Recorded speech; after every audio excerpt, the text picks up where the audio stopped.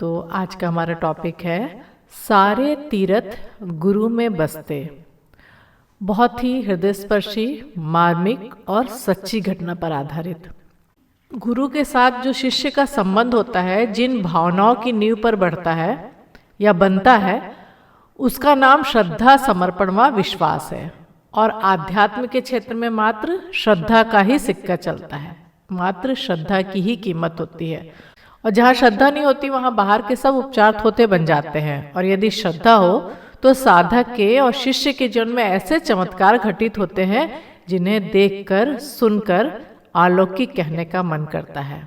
तो आइए आज की भी जो सच्ची घटना है उसे पूर्ण श्रद्धा, निष्ठा, समर्पण व विश्वास के साथ सुनते हैं और आज की सच्ची घटना का लाभ लेकर अपने जीवन को जो है सौभाग्यशाली बनाते हैं। यह अक्टूबर 1988 की दोपहर थी और सरल, निश्चल, मनोहारी मुस्कान बिखेरते गुरुदेव अपने बिस्तर पर बैठे थे। वही ऊपर का कक्ष जिसकी एक झलक पाने के लिए आज अनगिनत श्रद्धालु जन लालयित रहते हैं। उन दिनों यही कक्ष हम सबके आराध्य गुरुदेव का आवास था। यही उनके लेखन एवं साधना की स्थली थी। यह कक्ष अपने आप में असंख्य गुह एवं गहन आध्यात्मिक प्रयोगों की इतिहास कथा समेटे है। इसे आज भी पढ़ा जा सकता है, पर केवल तपोन्मीलित दृष्टि से। तो बोले जो ये कक्ष है ना, ये बहुत रहस्यमय है और यहाँ पे इतने ज्यादा स्पिरिचुअल एक्सपेरिमेंट हुए हैं क्योंकि गुरुदेव ने तो वहां बैठ के जो है महापुरुषण संपन्न किए हैं। वो बोल रहे यहाँ आज भी इसको महसूस किया जा सकता है, पढ़ा जा सकता है, लेकिन जिन्होंने तप की है, साधना की है, अपनी चेतना के स्तर पर हम उसको समझ सकते हैं। अनुभूतियों की इन असंख्य कड़ियों में एक कड़ी अनायास ही उस दिन भी जुड़ी। परम पूज्य गुरुदेव के चरणों में प्रणाम करने के साथ में लोग उनके ही बिस्तर के पास बिछे हुए टाट पर बैठ गए। गुरुदेव ने एक एक करके सभी के हालचाल पूछे, फिर सदा की भांति उनके सामने लेख पढ़ने का क्रम शुरू हो गया। कभी वह बीच में रोककर अपनी टिप्पणी कर देते, कभी मौन बने रहते और कभी वह यूं खो जाते जैसे किसी एक अन्य लोक पर विचरण करने लगते हो। लेख पढ़ने और सुनाने का यह सिलसिला खत्म हो जाने के बाद उनमें से एक ने गुरुदेव से घर जाने की अनुमति मांगी। इस अनुमति मांगने पर गुरुदेव थोड़ा हंसे और बोले, क्या करेगा घर जाकर? अनुमति मांगने वाला थोड़ा हिचकते हुए बोला, जी माँ की आंख का ऑपरेशन करवाना है। इस जवाब पर उन्होंने मीठी झिड़की देते हुए कहा, ऑपरेशन में तुझे जाने की क्या जरूरत है? तू कोई सर्जन है क्या? इसकी व्यवस्था तो मैं यहीं से कर दूंगा और सब कुछ ठीक ठाक हो जाएगा। तो देखिए, हमारे गुरुदेव तो आध्यात्मिक चिकित्सक है। जब उस व्यक्ति ने कहा कि भाई मुझे जानना है और माँ की आंख का ऑपरेशन है, तो परम पूज्य गुरुदेव वो तो महाकाल है, सब समझते हैं। तो बोले तुझे क्या जानने की जरूरत है? तू सर्जन है क्या? मैं यहीं बैठ के सब व्यवस्था बना दूंगा। तो देखिए, हम लोग को तो खुद को कितनी बार ये अनुभूतियां हैं कि हम कहीं जा नहीं पाते, अपने परम पूज्य गुरुदेव से केवल प्रार्थना करते हैं और वहां वो चीजें सफल हो जाती है। परम पूज्य गुरुदेव खुद जाके उस डॉक्टर या सर्जन के रूप में उनके हाथ चलाते हैं और हमको सफलता मिलती है और हमको शुभ समाचार मिल जाता है। सब कुछ ठीक ठाक हो जाएगा, तुझे चिंता करने की आवश्यकता नहीं है। गुरुदेव ने जिस तरह से भरोसा दिलाया उसमें अब आगे कुछ कहने की आवश्यकता नहीं रह गई, पर अभी भी वास्तविक बात बाकी थी जिसे अंतर्यामी गुरुदेव भाव कहते। तो गुरुदेव तो हम बोलने से पहले ही हमारी जो भाव है उनके पास पहुंच जाती है। और आज जो व्यक्ति उनसे बार बार जाने की अनुमति मांग रहा है उसके भी भाव को हमारे अंतर्यामी गुरुदेव भाव गए थे। अनुमति मांगने वाले ने यही असली बात धीरे से बोली, गुरुजी दरअसल घूमने जाने का मन है। इस बात का भी उन्होंने तुरंत सटीक जवाब दे डाला। अरे तो इसमें क्या परेशानी है? जा गंगा जी घूमा, गंगा में सब कुछ है, पानी है और पत्थर भी है। जो भी घूमने वाली जगह है वहां और भी है क्या? या तो पानी है या पत्थर है, पत्थर पानी। उन्होंने 3-4 बार कहा और हंस पड़े। बड़ी ही मधुर अलौकिकता से भरपूर थी उनकी यह हंसी। इस हंसी में मीठे परिहास के साथ तत्व ज्ञान भी निहित था। घूमने लायक जितने भी तीर्थ स्थान है वहां पानी और पत्थर के सिवा और है भी क्या? गुरुजी की इस बात से घूमने की आज्ञा चाहने वाले के चेहरे पर बड़ी लाचारी छा गई। बड़ी बेबसी में उसने कहा, मुझे तो ट्रेन में बैठकर घूमना है, बस आप तो आज्ञा दे दीजिए। इस बात का भी गुरुदेव के पास बड़ा ही सटीक जवाब था। वो बोले तो इसमें क्या परेशानी है, तू ऐसा कर, माता जी से पैसे ले ले, हरिद्वार स्टेशन से टिकट खरीद, फिर ट्रेन में बैठकर ऋषिकेश चला जा। तेरा ट्रेन में बैठना और घूमना दोनों हो जाएगा। अब भला इसके आगे और क्या कहा जाए। फिर भी आज्ञा मांगने वाले ने जैसे तैसे हिम्मत करके एक बार फिर कहा, गुरुजी दरअसल मुझे तीर्थ करने हैं, थोड़ा घूम फिर लेंगे, आप आज्ञा दे दीजिए। आज्ञा दे दीजिए ना, ये शब्द उसने कितनी बेबसी और लाचारी में कहे गए, इसे शायद ही कोई दूसरा ना जान पाएगा। अब देखिए गुरुदेव क्या कहते हैं, जा बेटा तू भटकना चाहता है, क्या मिलेगा तुझे इस भटकने में। फिर वह थोड़ा गंभीर हुए और बोले, देख, अब देखिए बहुत ही इंपॉर्टेंट बात है, गुरुजी बोल रहे हैं, देखिए वो क्या बोल रहा है, मुझे तीर्थ करना है, घूम फिर आएंगे।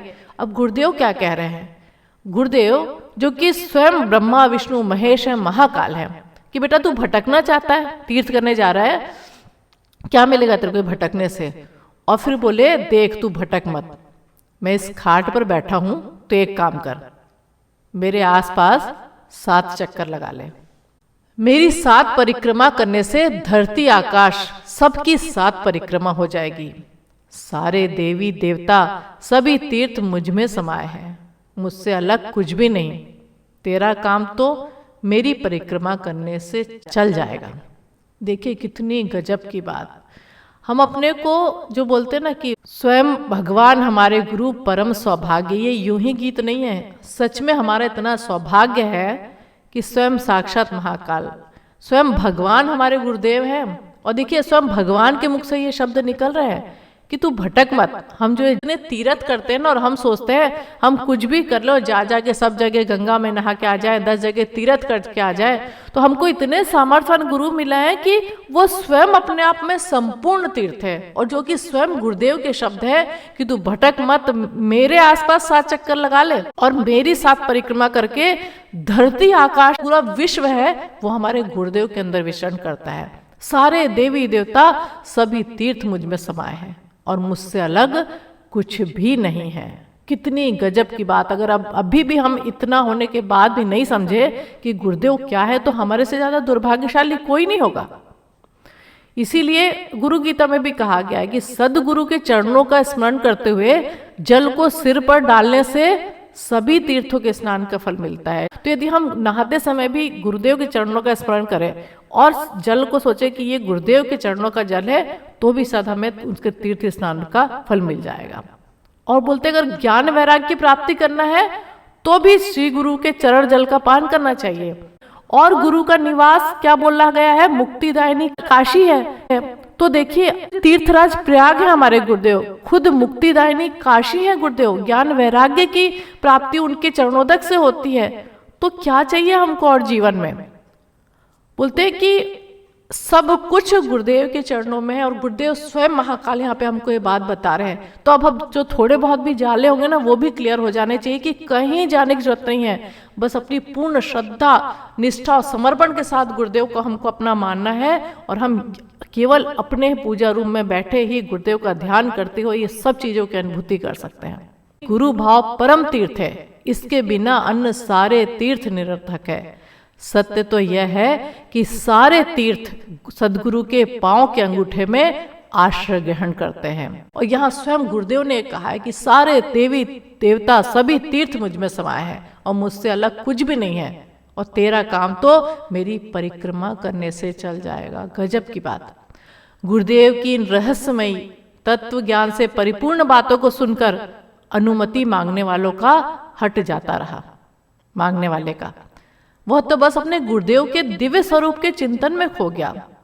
उसे लगा कि स्वयं अंतर्यामी सर्वव्यापी परमेश्वर सामने बैठे अपने दिव्य स्वरूप का बोध करा रहे हैं। और शायद जो हम लोग सुन भी रहे हैं, जिस तरह से भगवान कृष्ण ने अपने दिव्य स्वरूप का पूरे हर कुछ उनमें समाया हुआ उस दिव्य स्वरूप का अर्जुन को दिव्य जो चक्षु दिए थे, उससे जो दर्शन कराए थे, शायद हमको भी अपने जहाँ जहाँ बैठे ऐसा महसूस हो रहा होगा कि गुरुदेव है और हर चीज उनके अंदर पूरा विश्व ब्रह्मांड समाया हुआ है। और ये स्वयं हमारे भगवान कृष्ण, हमारे जीवन रथ के सारथी, हमारे गुरुदेव ये बता रहे हैं। और वो जो शिष्य था जो बार बार जो है हट लेके बैठा हुआ था, उसका हट जाता रहा और वो चिंतन में खो गया कि परम पूज्य गुरुदेव जो उसे लगा कि स्वयं अंतर्यामी सर्वव्यापी परमेश्वर सामने बैठे अपने दिव्य स्वरूप का बोध करा रहे हैं।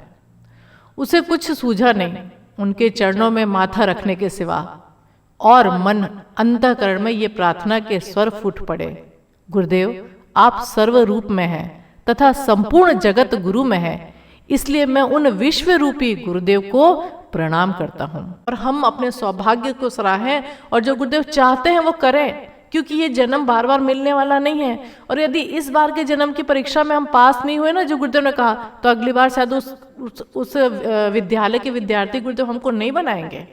यह तन विष की बेलरी गुरु अमृत की खान, शीश दिए जो गुरु मिले तो भी सस्ता जान। यह शरीर एक विष से व्याप्त पौधे के समान है, जिसे एक गुरु रूपी अमृत ही स्वच्छ कर सकता है। और गुरु रूपी अमृत पाने के लिए यदि अपने जीवन को भी त्यागना पड़े तो भी यह सस्ता है। और हमको तो यह जीवन त्यागना भी नहीं है, और गुरु मिल गए हैं जो अमृत की खान है। तो इसीलिए केवल यही हम कह सकते हैं कि सारे तीर्थ धाम आपके चरणों में, हे गुरुदेव प्रणाम आपके चरणों में, हे गुरुदेव प्रणाम आपके चरणों में।